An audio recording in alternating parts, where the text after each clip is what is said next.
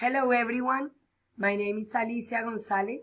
I live and I work in Buritaca, that is a rural town near to Santa Marta in Caribbean coast of Colombia. Today, I would like to share with you a simple way to teach modern verbs or describe things or process to different grades or kind of students that you have in your school using vocabulary from technology. First of all, you can use simple questions as an icebreaker, like, what do you like to do online? Or who likes to chat a lot? Or how many Facebook friends do you have? Or who uses a smartphone more than 4 hours per day?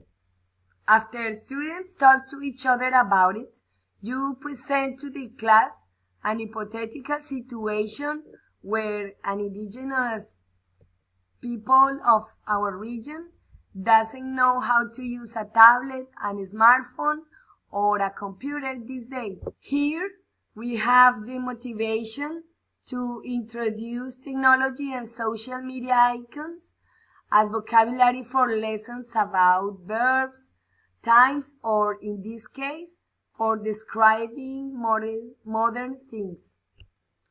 Teachers show or draw the icon for internet signal and explain the importance to having the connection or access to use these devices, especially when you teenagers, students really love to talk about these matters.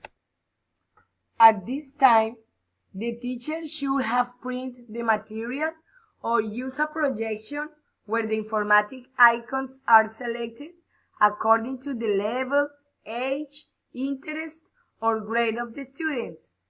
To select these icons, you have to keep in mind which of them can be used as verb or things to explain and describe. Teacher will ask to the students to circle, underline, or highlight the icon that they already know or what of them they doesn't know. You can make and create nice material for many purposes. You can build step by step the learning process with your students, describing one by one, an icon after icon, or just explaining what it means. I really like this way to combine English with technology because there is a great opportunity to send the files through WhatsApp as a message or a Facebook image so the students can get in touch with it. I also can record message or podcast for they can listen pronunciation and practice vocabulary for their real lives.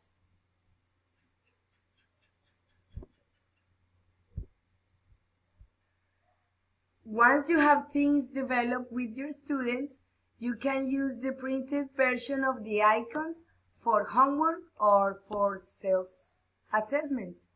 It's everything for today. Have a nice day and see you later.